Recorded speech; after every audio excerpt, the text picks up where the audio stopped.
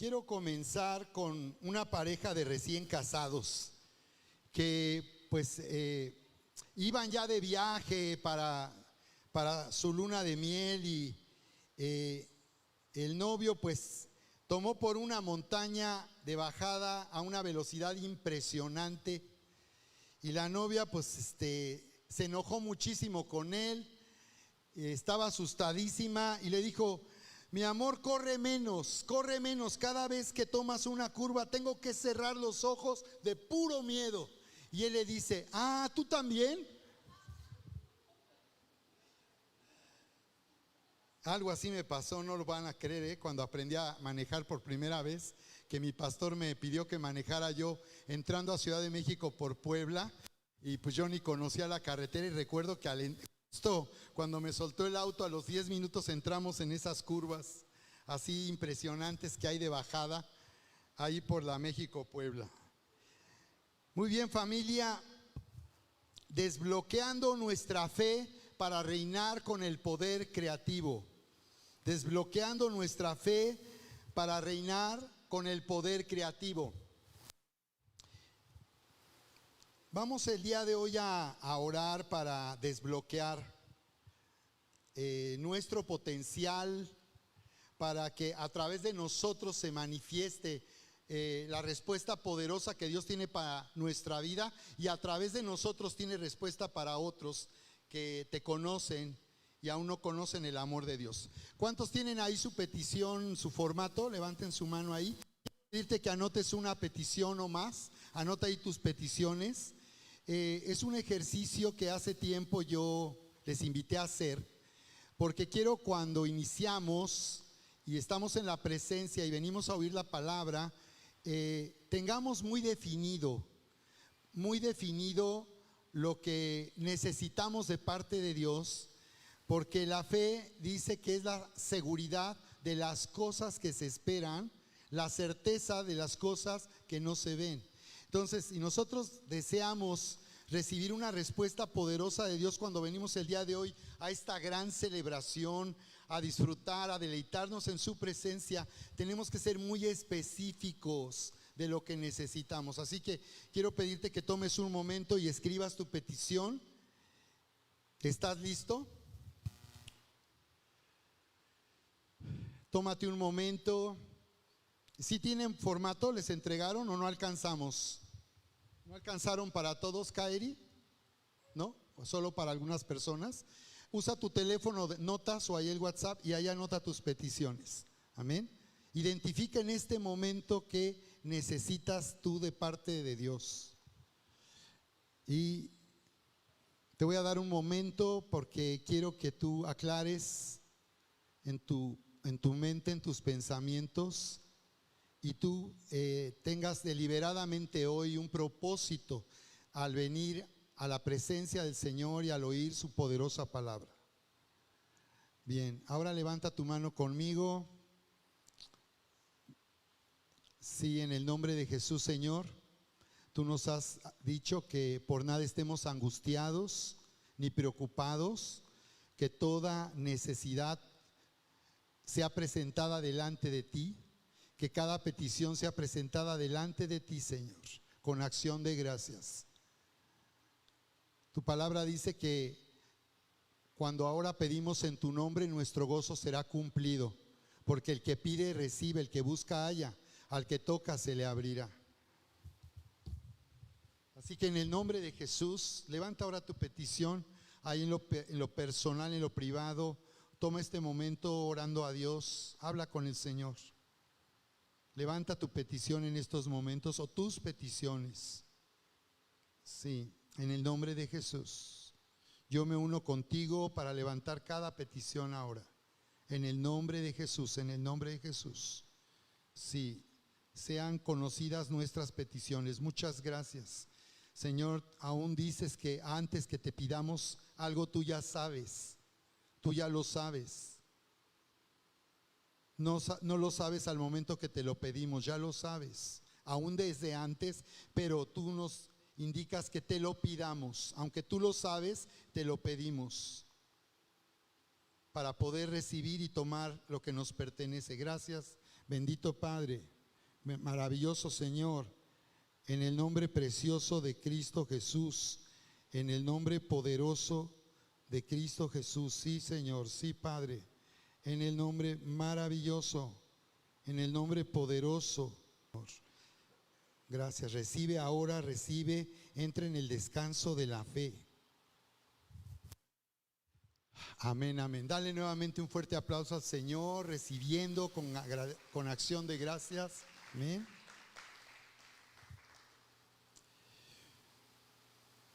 Desbloqueando nuestra fe para reinar con el poder creativo. Quiero llevarles a identificar el poderoso efecto terapéutico que produce la presencia de Dios en nuestra vida y su poderosa palabra. El maravilloso efecto terapéutico que sana nuestro corazón. Lo que hace este poder terapéutico que nos lleva el amor de Dios, produce en nosotros unidad emocional y sana nuestro corazón. Produce una nueva perspectiva. Hace que nosotros podamos ver la vida y la realidad en que estamos viviendo de una manera sobrenatural, por encima de lo normal, de lo natural. Este poder terapéutico abre nuestros ojos a esa nueva realidad creada por Cristo Jesús. Porque sabemos que con Cristo nos han sido dadas todas las cosas. Que Jesús, al morir en esa cruz, quitó la barrera que nos separaba de Dios. Nos reconcilió y nos unió al amor del Padre.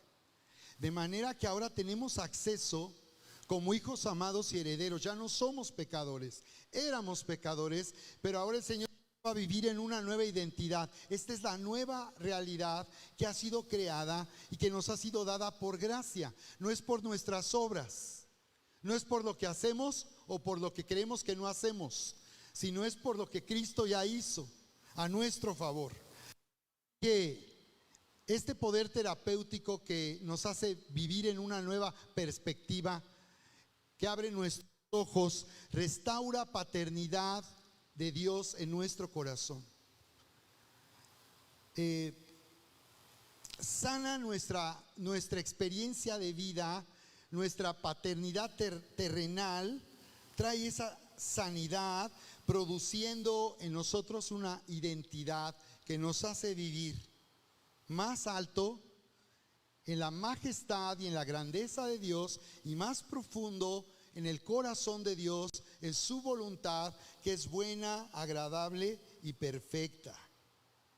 Así que, de tal manera que podamos disfrutar de todo lo que se nos ha dado como sus hijos amados y herederos de Dios. La Escritura nos dice ahí en Marcos capítulo 11, identificando una de las causas por las cuales se bloquea nuestra fe. Y nosotros necesitamos desbloquear nuestra fe. Ahí en Marcos capítulo 11, verso 22. Respondiendo Jesús les dijo: tengan la fe de Dios. Porque de cierto les digo que cualquiera que le diga a este monte: quítate y échate en el mar, y no dudar en su corazón. No dudare, di conmigo, no dudare. Di conmigo, no dudes. Dile al que está a tu lado: no dudes. Esa es la condición. Y no dudar en su corazón, sino creyere que será hecho lo que dice, lo que diga será hecho. Por tanto, les digo que todo lo que pidan orando, crean que ya lo han recibido, y entonces vendrá. Y cuando estén orando, perdonen. Si tienen algo contra alguno, para que también vuestro Padre que está en los cielos les perdone a ustedes sus ofensas. Porque si ustedes no perdonan, tampoco nuestro Padre que está en los cielos perdonará a ustedes, tampoco perdonará a ustedes sus ofensas.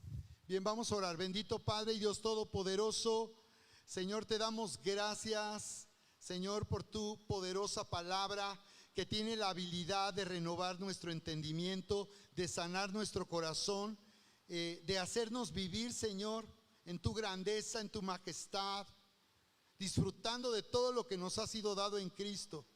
Te damos muchas gracias. El día de hoy venimos recibiendo tu poderosa palabra. Únete conmigo y di: Señor, yo recibo tu poderosa palabra, creyendo que yo soy quien tu palabra dice que soy, que tengo lo que tu palabra dice que tengo y que puedo hacer lo que tu palabra dice que puedo hacer. En el nombre poderoso de Cristo Jesús está hecho. Amén. Nuevamente alaba al Señor, dale un fuerte aplauso en adoración, en alabanza.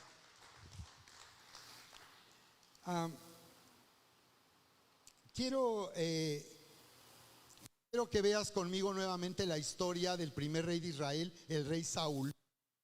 Una historia fascinante. No todas las grandes historias de la Biblia describen lo que ocurrió en la vida de hombres y mujeres que fueron llamados por Dios para servirle y conocerle. Hay casos como el de Saúl, donde vemos muchos detalles y donde vemos una serie de sucesos a través de los cuales Dios nos está hablando de la manera en que Él nos llama a conocerle, transforma nuestra vida y nos capacita para cumplir su propósito, para vivir en lo que Él nos ha destinado, en su grandeza, en su majestad. En el caso del rey Saúl podemos verlo, es la historia del primer rey de Israel que perdió su corona. Y vamos a ver que la razón por la que él, teniendo una gran oportunidad de hacer algo grande para Dios, vivía bloqueado. En el caso de Saúl podemos ver cómo Dios ya hizo todo lo necesario para que nosotros disfrutemos de vida nueva y abundante. Pero cómo en la vida cristiana puede suceder que haya personas que sigan viviendo todavía en el pasado, que sigan viviendo en lo que eran y fueron antes, y que estén bloqueadas como Saúl lo estuvo, a pesar de todo lo que el Señor ha hecho en nuestra vida. Vamos a ver el caso de un rey que estaba bloqueado, que a través de él Dios iba a hacer grandes cosas, pero él estaba bloqueado debido a su condición emocional. Dios nos está llamando a hacernos responsables para reinar en la vida de nuestra condición emocional y espiritual. Y Saúl no tuvo la capacidad de poder responder a lo que Dios le estaba llamando a hacer. Así que vemos algo interesante ahí en la historia de Saúl. Y esto nos habla, como dice Salmos 8, si tú ves Salmos 8, nos habla, comienza alabando a Dios en Salmos 8, y nos habla de esta forma poética del propósito de Dios para el hombre en la creación. Y le dice, comenzando a alabarle: Señor, qué grande es tu nombre en toda la tierra. Y está alabando a Dios por su grandeza cuando piensa en la creación del hombre. Y en el verso 5 dice, hablando del hombre, diciendo qué maravilloso eres, creaste al hombre. Verso 5, sin embargo, hiciste al hombre un poco menor que los ángeles. Y dice, y lo coronas de gloria y majestad. Así que de esta manera poética Dios nuevamente reafirma que en la creación el hombre fue creado por Dios en un increíble potencial para gobernar sobre todo, porque Dios nos hizo igual a Dios mismo, para que a través de nuestra boca Dios pudiera manifestarse y Dios pudiera usar el poder creativo que hay. Porque cuando Dios dijo sea la luz, en Génesis 1:2, pues dice que fue la luz. ¿Cómo hizo Dios la creación? Pues lo hizo a través de su palabra. Dice Hebreos capítulo 1 que el Señor lo hizo a través de la palabra de su poder. Y Él nos hizo igual a Él, y con ese potencial de gobernar en la vida y de reinar sobre el mundo a través de lo que nosotros oramos, a través de lo que nosotros decimos cuando oramos, y a través de lo que hablamos en medio de las circunstancias. ¿Cómo estamos hablando nosotros en medio de las circunstancias. Y podemos ver entonces que la palabra nos dice que como el hombre se separó de Dios, y al separarse de Dios quedó esclavo, el hombre quedó esclavo de su propia maldad, y por tanto con una incapacidad para poder gobernar bien en el mundo. Lo que más bien ocurrió es que al quedar esclavo de su propia maldad, el hombre ha venido destruyéndose a sí mismo. Por esa razón vino Jesús desde los cielos a morir en esa cruz. Dios no estaba obligado a salvarnos. El hombre había recibido una oportunidad en la creación y el hombre falló. Utilizó la libertad que Dios le dio para escoger de una manera equivocada, escuchando a esa serpiente. Dice ahí en Génesis 3:1, pero la serpiente era astuta más que todos los animales del campo que Dios había hecho. Tú necesitas conocer la historia desde el comienzo, la historia de Dios con la humanidad. Lee Génesis capítulo 3, verso 1, y dice: pero la serpiente le dijo a la mujer: con que Dios les ha dicho, no coman de todo árbol del huerto. Y la mujer respondió a la serpiente: del fruto de los árboles del huerto podemos comer, pero del fruto del árbol que está en medio del huerto, dijo Dios, no comerán de él, ni le tocarán, para que no mueran. Entonces la serpiente dijo a la mujer: no morirán, sino que sabe Dios que el día que coman de él, serán abiertos sus ojos y serán como Dios, sabiendo el bien y el mal. Y dice que vio la mujer que el árbol era bueno para comer y que era agradable a los ojos y árbol codiciable para alcanzar sabiduría. Observa cómo la serpiente cambió la perspectiva de la mujer. Dice que ya no veía ese fruto como antes. Por mucho tiempo había visto ese fruto como algo que no era bueno para ella. Dios les había dado una orden. La única orden era que no comieran de ese fruto de la ciencia del bien y del mal, que representa la decisión del hombre de confiar en sí mismo, su propio Dios. A diferencia del árbol de la vida, donde Dios les dijo que comieran de él, porque de esa manera vivirían. Ese árbol de la vida representaba una relación íntima con Dios, que alimentar al hombre le haría crecer en la relación y estar unido al amor de Dios como creador de todas las cosas. La serpiente cambió la perspectiva de la mujer. Le hizo ver el fruto de una manera distinta. Fue engañada. Lo único que el enemigo espiritual puede hacer es engañar. No te puede hacer daño, no te puede lastimar, pero sí te puede engañar. Y trabaja con los pensamientos, porque él no puede lastimar tu fe, pero cuando accede a tu mente y te engaña con pensamientos contrarios a la verdad de Dios, entonces cambia la perspectiva. Y tú puedes ver que la mujer, dice la palabra, que ahora veía el fruto de la ciencia del bien y del mal de otra manera.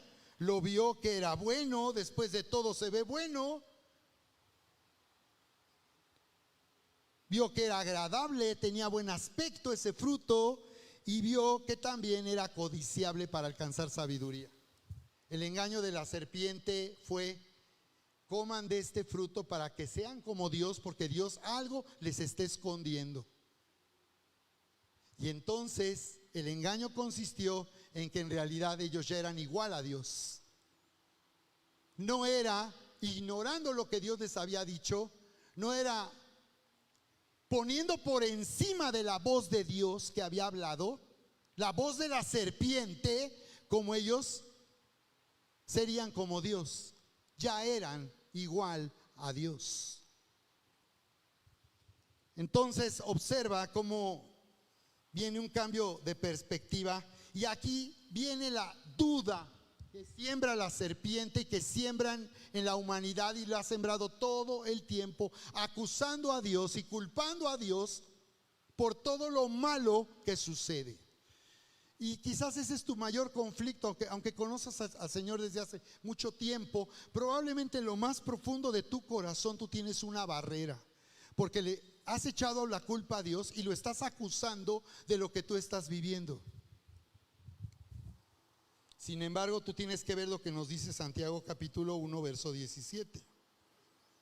¿Recuerdan? En esta versión dice: queridos hermanos míos, no se engañen.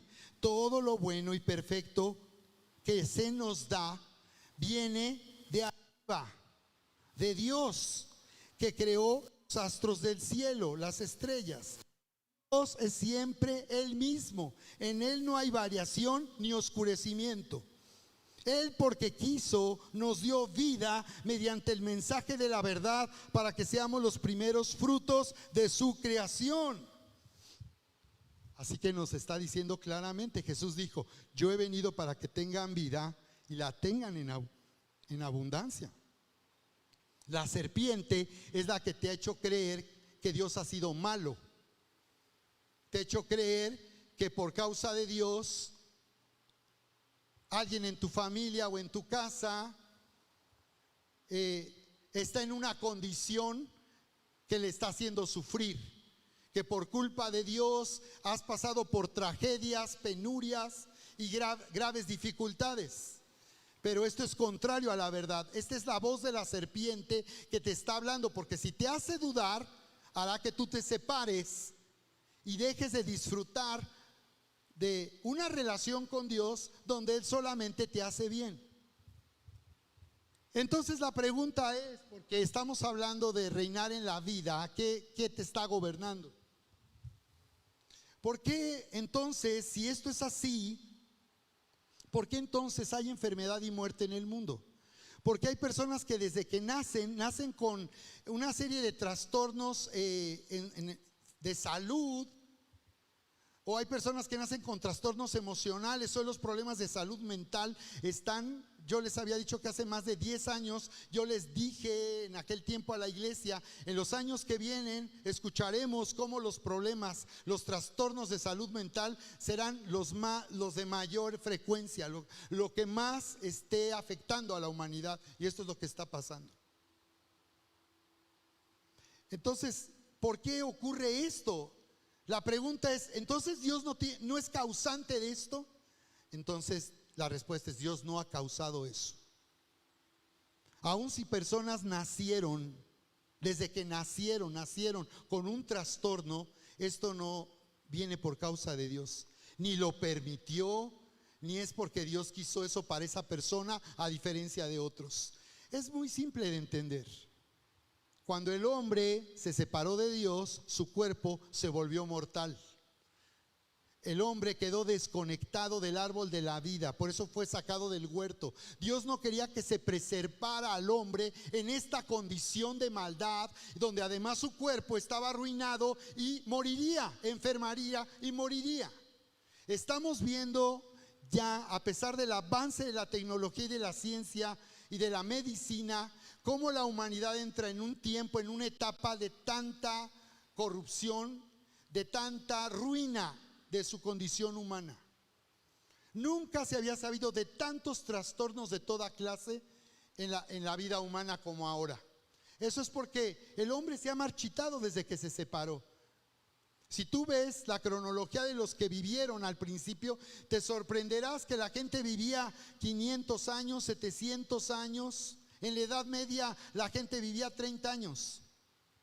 Con el avance de la medicina se comenzó a revertir en el siglo XIX y XX y ahora, y la esperanza de vida ha aumentado. Pero en realidad esto nos habla de que el cuerpo se ha marchitado y de que toda clase de trastornos aparecerán solamente por ser humanos, solamente por estar en esta condición humana. Por eso Jesús vendrá a reinar en la tierra y llevará a su iglesia para ser transformados. Nuestros cuerpos mortales serán transformados. Los que hemos nacido de nuevo y conocemos al Señor, sabemos que esta es la esperanza que viene. No estaremos en este cuerpo mortal siempre. Recibiremos, dice la Biblia en Corintios 15, un cuerpo glorioso, un cuerpo inmortal. El cuerpo necesita también ser transformado, y lo será para vivir con el Señor por toda la eternidad. Es tan sencillo de responder: porque hay pobreza en el mundo. Nosotros hemos sido libres de la maldición de pobreza, porque por causa del hombre la tierra quedó separada del bien de Dios, y la tierra quedó por tanto arruinada y en pobreza. Por eso en Cristo Jesús ahora dice que somos una nueva creación. Las cosas viejas pasaron, esas cosas viejas pasaron, y ahora todas son hechas nuevas por medio de Cristo Jesús. Esta es una nueva realidad para nosotros que hay que vivir y hay que disfrutar. La serpiente siempre buscará la oportunidad de hacerte dudar, y es el día que hoy sanes paternidad en tu corazón y quites esa barrera que por alguna u otra causa tú has puesto con Dios, de tal manera que has bloqueado. Por eso conocer a Dios a través de la palabra, ser discipulado en la vida cristiana, te hará salir de creencias tan superficiales y equivocadas, porque muchas personas fueron mal enseñadas y necesitan entender la gracia de Dios, porque esta es la gracia de Dios por medio de Cristo Jesús. ¿De acuerdo? Han sido hechas nuevas todas las cosas. Por medio de Cristo Jesús han sido hechas nuevas todas las cosas. Así que en primer libro de Samuel, capítulo 10, regresando ahí, dice ahí cómo él recibió 3 señales para que él pudiera ser confirmado en este llamado de Dios para ser el primer rey y gobernar sobre Israel. Es la manera en que Dios trabaja. Observa cómo Dios trabaja. A través de paternidad. Fue a través del profeta Samuel que él recibió indicaciones, 3 señales que al cumplirse a él le darían la seguridad de que Dios le había llamado a ser rey. Le estaba dando seguridad a Dios a él para poder reinar. Es decir, le estaba dando identidad de esta manera.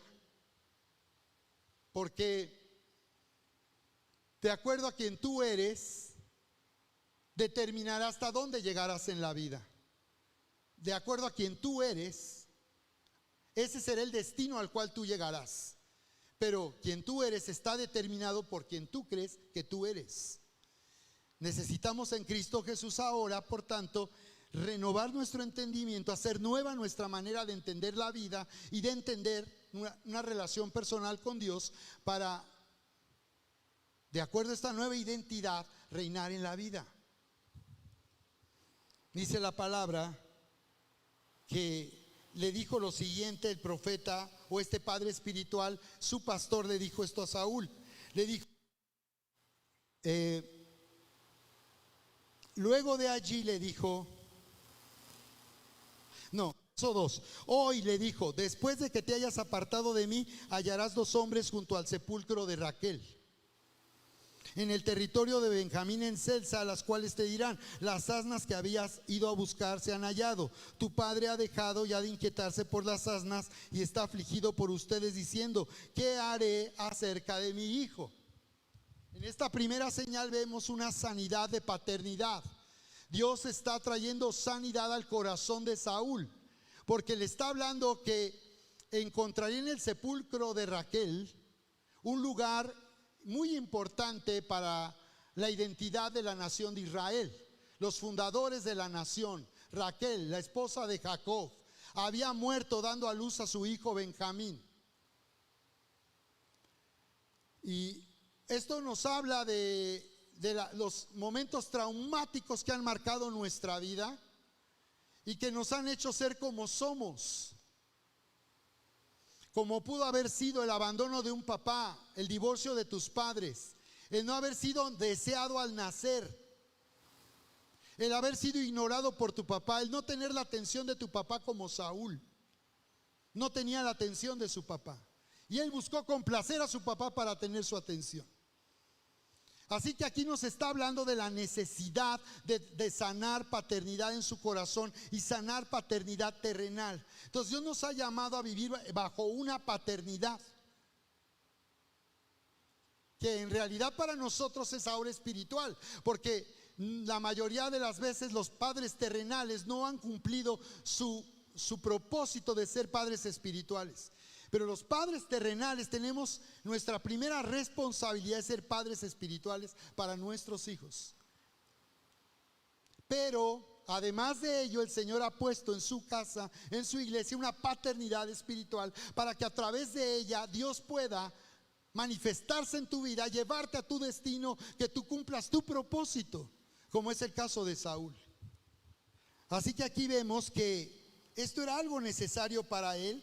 En el verso 7, después de que le dijo estas 3 señales, en el verso 6 le dijo: entonces, una vez que estas 3 cosas se cumplan, una vez que en ese sepulcro te encuentres tú a esos 2 hombres, y una vez que te digan que ya no te preocupes por las asnas, porque ya las encontraron, y no te preocupes por tu papá tampoco, porque él está bien. Dios lo estaba llevando a una sanidad en su relación con su propio padre. Pero también le estaba hablando de 2 señales más. En la encina de Tabor se encontraría otros 3 hombres, y después le dio la indicación de ir al collado de Dios, como se le conocía, donde encontraría una compañía de profetas. Entonces aquí estamos viendo cómo Dios tiene una dirección para ti, y cuando tú eres alguien que está viviendo en paternidad, puedes también estar bajo el cuidado y dirección de una paternidad espiritual. Yo he tenido la bendición de disfrutar de paternidad terrenal y paternidad espiritual.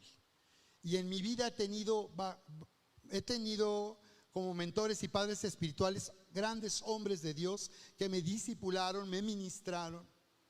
Y si no fuera por ellos, yo no estaría aquí. La paternidad espiritual siempre te llevará al lugar donde Dios te ha llamado. Por eso es que no cualquiera te puede mentorear. Un hermano menor no te puede mentorear. Quizás alguien de tu familia no te pueda mentorear.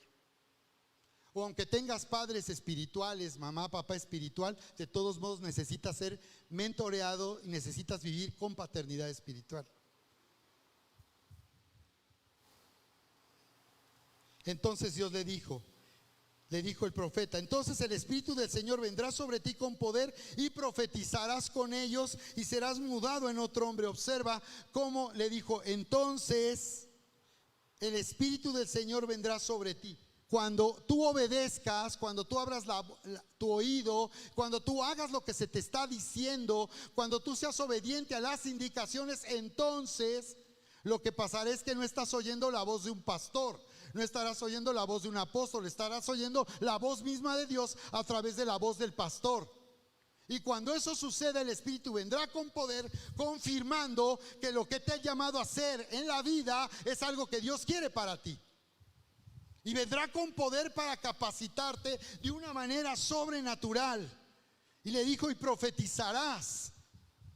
Y es interesante porque profetizarás está hablando de que lo que le pasó a Saúl es que él comenzó a hablar con la boca de Dios. Él comenzó a poner en su boca lo que Dios estaba hablando. Y cuando oramos, hablamos lo que Dios está hablando, hacemos que se active y se desate el poder creativo y sobrenatural de la presencia y la palabra de Dios. Profetizarás quiere decir que su vida estaba siendo transformada al venir el Espíritu Santo, pero el Espíritu Santo vino porque él estaba obedeciendo y siguiendo las indicaciones de su pastor. Y profetizarás significa que él estaba hablando de una forma sobrenatural, que él no estaba bloqueado, no estaba limitado por las circunstancias, sino podía hablar ahora las circunstancias de una manera poderosa. Pero ¿qué creen? Saúl seguía bloqueado, y la evidencia de que él seguía bloqueado después de todo lo que vivió está en el verso 13, cuando la gente empezó a decir: ¿cómo es posible que Saúl profetice? ¿Cómo puede estar Saúl entre los profetas? Ya sabes, la voz de la serpiente criticando y hablando a través de otros. Y aquí vemos a Saúl cómo comienza a abrir su oído a la opinión de la gente. Esto fue lo que causó su ruina. No supo honrar cuando Dios le hablaba a través de su pastor, ni supo honrar cuando Dios le hablaba a él, sino él cerraba su oído a lo que Dios le hablaba y abría su oído a lo que la gente decía, que no era la gente. Porque cuando lo invistieron como rey y fue ungido por Saúl, dice que unos perversos dijeron: ¿y quién es este? Y hablaron con menosprecio de Saúl. Y en el original dice que eran unos perversos. Y en el original de la King James dice que eran hijos de Belial. En otras palabras, la Biblia está diciendo que lo que la gente estaba hablando en contra de él provenía del enemigo espiritual, no de la misma gente. Y aquí vemos cómo dice el verso 13 que Saúl cesó de profetizar. ¿Por qué cesó de profetizar? Porque él estaba subordinando lo que había oído de Dios a lo que la gente decía. Él se estaba moviendo en el espíritu y por esas críticas cesó de profetizar. Eso nos habla que él era un hombre inseguro, que vivía con menosprecio y vivía con un complejo de inferioridad y de superioridad. La pregunta es: ¿qué vamos a decidir que nos gobierne? ¿Trastornos emocionales? ¿Vamos a permitir que nos gobierne el orgullo, la rebelión? Normalmente la rebelión es la consecuencia de heridas emocionales. Las personas que tienen problema para reconocer una autoridad en su vida, las personas que siempre están buscando evitar alinearse o estar bajo un orden, tienen problemas de rebelión. Pero el problema de rebelión es en realidad un problema emocional que tiene que ver con haber sido herido. Normalmente puede ser la reacción de alguien que tenga a un maltrato que recibió de un papá. Si un papá fue duro, si un papá fue cruel, fue injusto, eso puede hacer que una persona sea herida y actúe con rebelión. Entonces, el problema de Saúl es que vivía gobernado por un trastorno emocional. Y hoy en día necesitamos entender que aunque haya personas que tengan un diagnóstico de un profesional de un trastorno emocional, siempre tendremos nosotros, siempre todos tendremos la oportunidad de elegir y de escoger. Pensaba yo, Señor, aún las personas que sufren demencia, locura, esas personas en realidad son víctimas de una condición con la que nacieron, o es una excepción. Y me venía que no, que aún hay personas que estando en demencia pueden tener momentos de lucidez. ¿Han oído de casos así? Que hay personas que de pronto tienen lucidez. Eso nos habla de que a pesar de que sea tan grave, porque la demencia, la locura, sería el trastorno más grave que podría sufrir una persona emocional y mentalmente. Y sin embargo, en la locura las personas pueden tener momentos de lucidez, lo cual quiere decir que todavía pueden escoger cómo van a ser gobernados. Si van a ser gobernados por trastornos emocionales o por el shalom de Dios. Por eso el apóstol Pablo oraba todo el tiempo: que la gracia y la paz del Señor Jesucristo sea con todos ustedes. Y tú podrías decir: Señor, ¿también podríamos agregar un auto nuevo? ¿Un nuevo empleo? ¿Que se aumenten mis ingresos en el negocio? ¿O nada más gracia y paz? Porque el Señor nos está diciendo que a través de la gracia y la paz vamos a tener acceso a todas esas cosas y mucho más. Cuando habla de la paz, habla de el bienestar total, bienestar en la mente, bienestar emocional, bienestar en el corazón, nuestro corazón.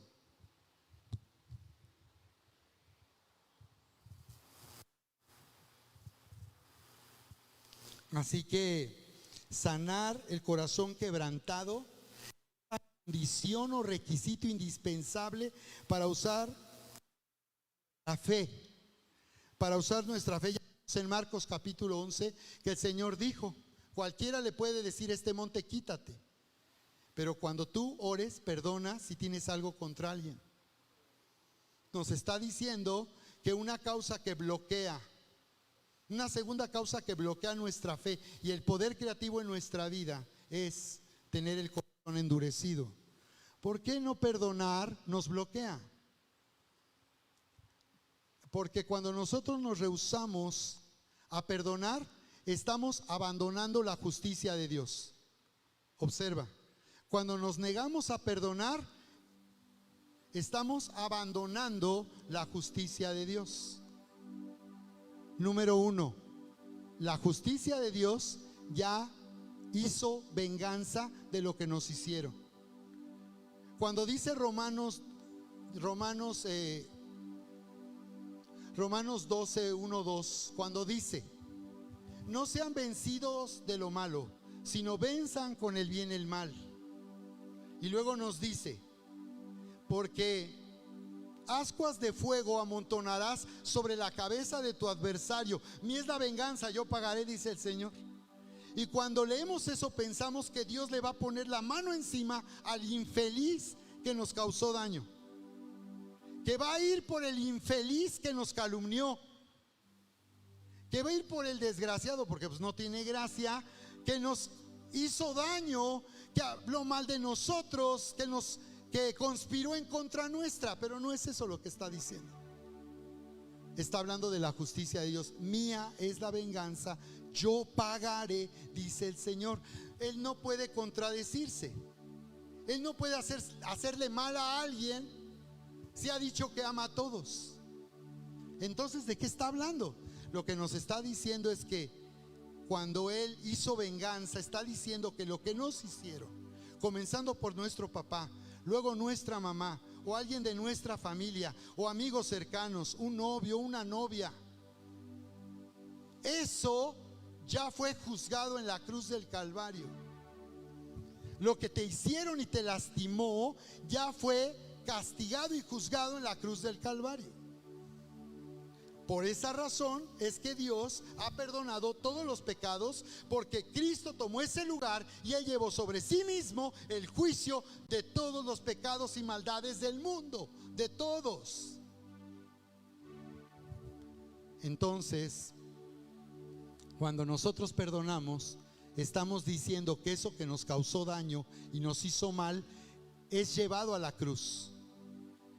Es llevado a la cruz con Cristo, y ahí entonces se ejecuta la venganza del Señor. Mía es la venganza. Es decir, el Señor ya nos vengó por medio de Cristo de todo mal y de todo daño emocional y personal que hemos tenido en este mundo, comenzando por nuestra familia. Por eso el Señor dice: a los que le remita sus pecados, les serán remitidos; a los que se los retengas, les serán retenidos. ¿Qué está diciendo? Que si tú te niegas a perdonar, vas a retener el pecado de esa persona dentro de ti. Y ese daño que te hicieron estará ahí causándote daño, destruyendo tu identidad, haciéndote vivir en menosprecio y en toda clase de trastornos emocionales.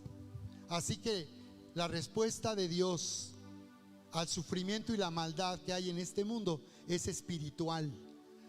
De esta manera es como Dios nos rescata. Cuando nos negamos a perdonar, abandonamos la justicia de Dios. Estamos diciendo que la justicia de Dios no ha hecho lo justo con lo que me hicieron. Y al abandonar la justicia de Dios, yo abandono mi identidad, porque lo que me hace ser digno del amor de Dios y me hace ser justo delante de Dios es la justicia que hay en Cristo Jesús. ¿De acuerdo? Entonces, sanar el corazón quebrantado es la condición o requisito indispensable para usar nuestra fe. ¿Recuerdas por qué dice Romanos 10 dice que con el corazón se cree para justicia, pero con la boca se confiesa para salvación? Y luego dice que de la abundancia del corazón habla la boca. Entonces el corazón habla. Si el corazón está herido y está lastimado, va a hablar amargura, pleito, rencilla, reproches, si el corazón sigue herido, va a estar hablando gritería, maledicencia y toda malicia.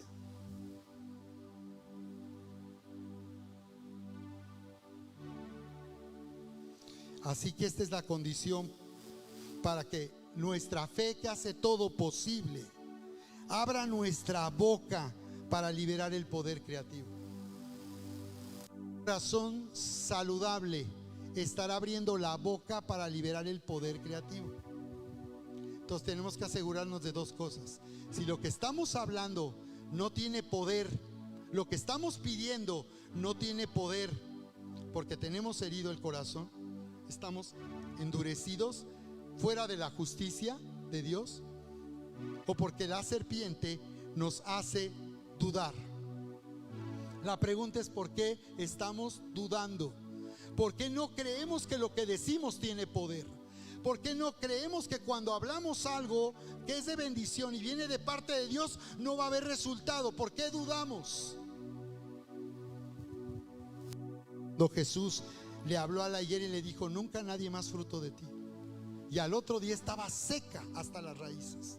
Me quedé pensando, a lo mejor los discípulos al salir del templo vieron a la higuera y la vieron que no se había secado, pero al otro día dijeron: mira, Señor, la higuera se secó hasta las raíces. O a lo mejor no se fijaron, pasaron por ahí y no vieron cómo estaba la higuera, y quizás la higuera ya estaba seca. Y hasta el otro día que regresaron dijeron: la higuera se secó. Lo que dijiste tiene poder. Lo que dijiste hace que el mal se detenga y se seque. Lo que dijiste puede hacer que el bien y la bondad de Dios desate su poder.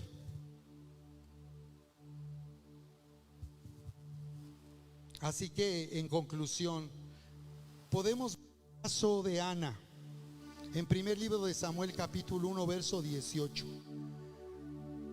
Ana representa una iglesia estéril que no da fruto. Representa a creyentes que dicen que creen pero no creen. Representa a creyentes que dicen que perdonan pero no han perdonado. Creyentes que dicen que saben qué es perdonar y no saben qué es perdonar. Porque ella no podía tener hijos. Y su esposo le dijo: ¿cuál es el problema? ¿No te soy yo mejor que 10 hijos? ¿Y qué creen que le dijo ella? No le pudo decir: mi amor, claro que sí. No le pudo decir eso, porque para ella era un fracaso de mujer no haber tenido hijos. Y estaba llena de amargura. A pesar de que el esposo la prefería a ella, ella no podía ver eso. Su amargura, compararse con otra persona, le hacía sentirse menos. ¿Por qué ella sí y yo no? ¿Por qué hay unos que avanzan en la vida y otros, por más que estamos sirviendo a Dios? Léete Salmo 73, donde Asaf dice: y yo era una bestia que no entendía. Así dice. No entendía por qué él decía: ¿por qué a los malos les va bien y a los buenos les va mal? Y ahí Dios le dice la respuesta.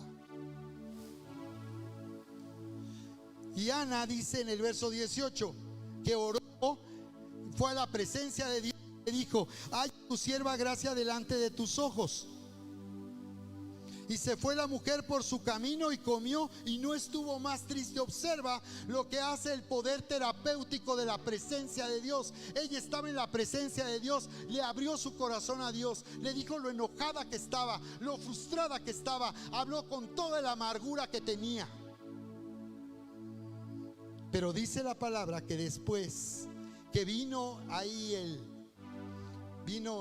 pastor y la animó en su corazón, dice la palabra: y se fue la mujer por su camino y comió y no estuvo más triste. Su pastor pensó que estaba borracha, porque ella hablaba y él no le entendía, pero la razón es porque en la presencia de Dios, Dios la había llenado del Espíritu Santo, de modo que parecía que lo que ella decía era el hablar de un borracho, pero estaba borracha del Espíritu Santo. La presencia de Dios había venido, la había llenado. ¿Qué pasa cuando el Señor nos llena a través del Espíritu Santo? ¿De qué nos llena? ¿De qué fue llena Ana? Que significa gracia, y vivía en la desgracia, bloqueada. en su fe, conociendo al Dios de Israel, pero sin poder disfrutar porque ella estaba bloqueada. Pero cuando vino la presencia de Dios, sanó su corazón. Dios le hizo ver cuánto la amaba y que eso tenía respuesta. Por eso dice que se fue por su camino y comió y no estuvo más triste. Y aquí tú puedes ver cómo sale alguien de la depresión y de la amargura para ir por su camino. Comió, lo cual si que no comía ya, estaba deprimida y no estuvo más triste, se acabó. La pregunta es, ¿qué hizo Dios en ese momento para que ella cambiara totalmente su condición emocional? ¿Qué hizo Dios? ¿O qué ocurrió en las circunstancias? Pues ella se fue igual, no se fue embarazada. Se fue como estaba, aparentemente con las manos vacías, pero en realidad ya se había ido con la respuesta que Dios tenía para ella. Ya estaba contenta porque Dios le había contestado. Y aunque no estaba embarazada, ella sabía que muy pronto iba a quedar embarazada. Y dice la palabra, estoy en la conclusión: levantándose de mañana, adoraron al Señor y volvieron y fueron a su casa en Ramá. Y Elcana se llegó a Ana, su mujer, y el Señor se acordó de ella. ¿Qué quiere decir? Mira, nada más llegando a su casa hicieron la tarea, bien aplicados. Llegando a su casa Ana, haciendo la tarea, ¿y qué creen? De inmediato quedó embarazada. La pregunta entonces es, ¿qué nos está gobernando ahora? Para que nosotros reinemos en la vida, ¿nos está gobernando la verdad de Dios y el amor de Dios? Si nosotros somos gobernados por el Shalom, por la verdad y el amor de Dios, reinaremos en vida. Reinaremos en vida. Amén. ¿Cómo dice entonces la palabra en conclusión?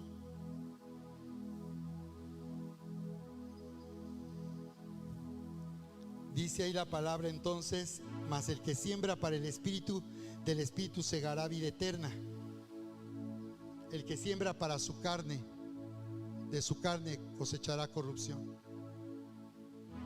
Es nuestra decisión si sembramos en la carne, si queremos avanzar haciendo todo por medios propios, con nuestros propios recursos que nos harán estar separados de Dios, dejar de tomar lo que Dios ya nos dio. ¿O estaremos viviendo tomando lo que ya Dios nos dio, reclamando lo que nos pertenece, sembrando del Espíritu? Cosecharán vida eterna. No nos cansemos pues de hacer el bien, porque a su tiempo segaremos si no desmayamos. No nos cansemos de hacer el bien. El Señor nos está llamando a sembrar en el Espíritu, a sembrar en el amor y la verdad de Dios. ¿De acuerdo? Vamos a ponernos de pie. 3 puntos para que te lleves para activarte en la semana. Número 1, ponte de pie, vamos a orar. Número 1, conclusión.